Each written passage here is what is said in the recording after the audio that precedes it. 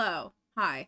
This is gonna be like a mini one. This is gonna be like a mini episode if I can stop myself from talking for too long, because for this episode we're doing Object Show communities, which are not really anywhere near the same scale as some of the other fandoms that I talk about, and are, from what I can tell, mostly populated by children, so I don't want to be too mean, and being mean is one of my favorite things to do in these videos. So you might say, well then why, Lumen, would you even do it? Well, because one time I did a TikTok about the Object Show community and they were all really nice to me, and do I need a better reason than that? No.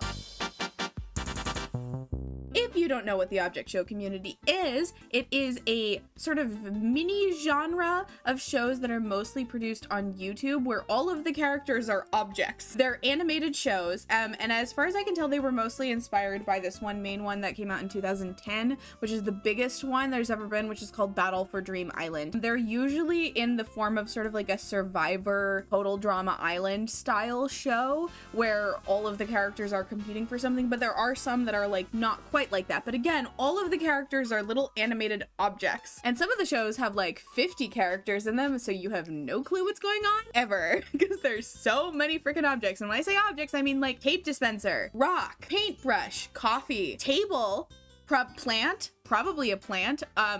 A plant might be too close to a living being for them. I don't really know. But so since this is a mini episode, we're just gonna talk a little bit about what's going on with it, and I'm not gonna talk for too long. I think the thing that interests me most about the Object Show community is that because there's a relatively low barrier to entry in the genre, I think a lot of people that start off as being fans of object shows make their own object shows. So it's kind of a community of makers in a lot of senses, and even the people that don't make their own object shows tend to like make their own OCs a lot, from what I can tell. So it's a very participatory, which is something that I always personally enjoy in a fandom. You'll notice that I give like higher rankings to participatory fandoms always, because I think that fandom as an outlet for creative energy and as inspiration for creative work is one of like the most important things that fandom can do for people. That and community, and those are the two main reasons why I think that fandoms,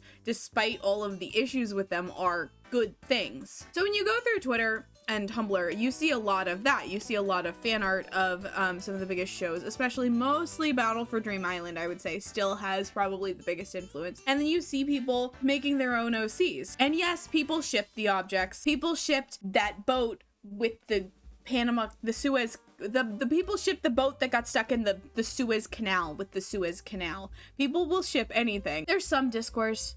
Obviously there's discourse. Let's be real. It's an internet community. I think the latest one is there's some people who are attracted to objects who are also in the fandom, and some other people think that's like weird for them to be there because there's so many kids in the fandom. I feel like as long as you're not attracted to the kids, I think you're fine. But hey, what do I know? I don't really have any stake in this game. I am not a child nor an object, nor am I attracted to any of the above. There was really no reason for me to specify that. I feel like you could have guessed. Apparently the biggest ship, I found out, is two characters from Battle for Dream Island, which are 4 and X. And by that I mean they're literally like the number 4 and literally the letter X. And X finds out his value. They did algebra. X turns out to be equal to 7. That's so funny. I'm sorry, that's so funny. That's actually so funny to me. 4 is mean to X. Wow. Tsundere. 4 cuts one of X's legs off. I'm not making fun. It just surprised me. Okay. They're both algebralians, which is a term made by fans and later used by Carrie Wong. Michael Wong revealed that the ship is possibly canon. Wow.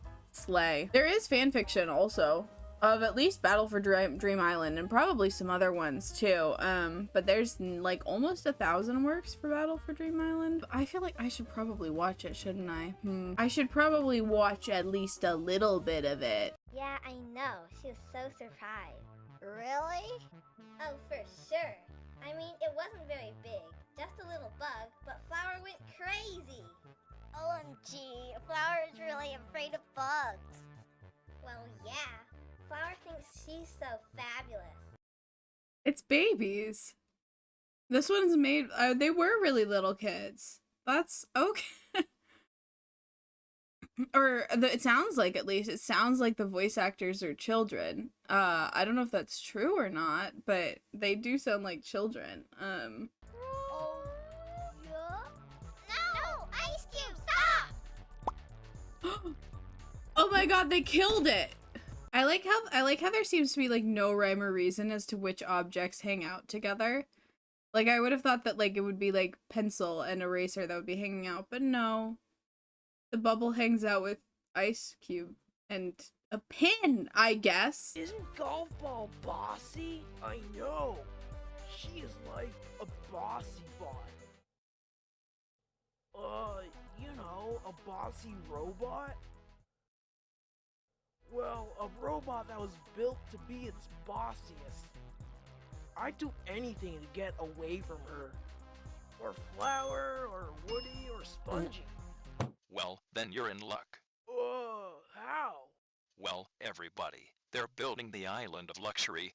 It's called Dream Island. A whole square mile of paradise. A 5-star hotel. A casino. 6 restaurants. Robot servants. And the winner even gets to decide who gets to come in and who doesn't. So, how much will it cost? Not even a penny. Then I'll take it.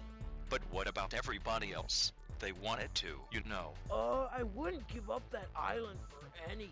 Neither would they. So we must settle this with a contest.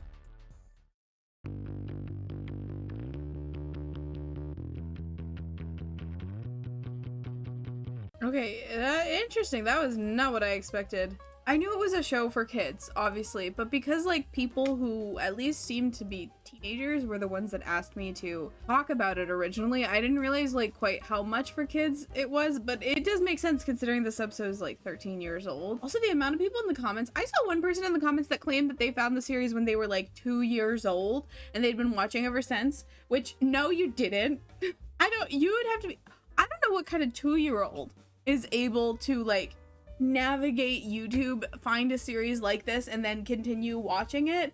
That just seems highly unlikely to me. The people that are like, oh, I was 6 when I started watching it, okay, maybe, yeah, but no, to the 2-year-old, no, you were not. I just don't believe it. I refuse to believe it. It so is not what I expected in any way. I also didn't expect how many views it had. I don't even know what else to say. I don't think I have any like big sweeping thoughts about this other than that I think it's interesting. Like, it's different to me from some other like children's show fandoms I've seen, I guess, and that I do genuinely think a lot of these people are children. And not that I don't think that other children's show fandoms have a lot of children, but like usually when I hear about a fandom that is from a children's show, it's because adults are participating in it. I'm not a big kids show person, so if I seem like less enthused about it, that would be why. I don't really go watch kids shows. I watch Phineas and Ferb on occasion, but that's because I watched it when I was a kid. But like I don't know, like I know people who are like in their 20s who watch like, what's it, Bluey something, and like people that watched like the Owl House and I guess like Adventure Time and stuff like that and participate in it, and it's not for me. But I do wonder if like most of the people, either that this like matured more over time as they were making it, which I'm sure it did, but I do wonder like on average the age range. I would love to see, I wish there was a way you actually could accurately get statistics on that for like various different fandoms. I'd like to see like what the like fandoms with the oldest average age are, like Star Wars or something, probably Star Trek maybe. I bet Star Trek, it's like that's all like people in their like 50s and 60s that are making that good fan content there, versus like this, which is like an average age of 9. Yeah, I have nothing against the Object Show. I don't want to give it a rating. It's children. I don't want to give it a rating. It's kids. They're babies. They're babies. Make your shows. You guys definitely make your shows. That's sick as hell. You're getting really good experience in like a bunch of things too, like animating and art and I don't know, storytelling and editing and all those things. I'm sure they're not all actually kids. So if you're not a kid and you're in this, and don't be offended by me saying it's all kids, it just seems like it's all kids to me, like just looking at it from the outside. But I don't know what is actually going on, and it's not an insult anyway. You can like things that are childish as an adult and it's fine. I don't care. I'm gonna give it, what's it, it's 13 years old, Battle for Dream Island. I'm gonna give it a 13. and you pick what that's out of. And if you're new here, I would love it if you would subscribe, leave a comment, and like the video, because I'm a small YouTuber. I read all of the comments, so if you tell me you hate me, I will see it, unless one of my friends deletes it. And if you subscribe, I will see it on my phone, and I'll be like, oh my gosh, I got a subscriber. It'll be really exciting to me. So yeah, that'd be fun if you would do that. Thank you so much. Bye.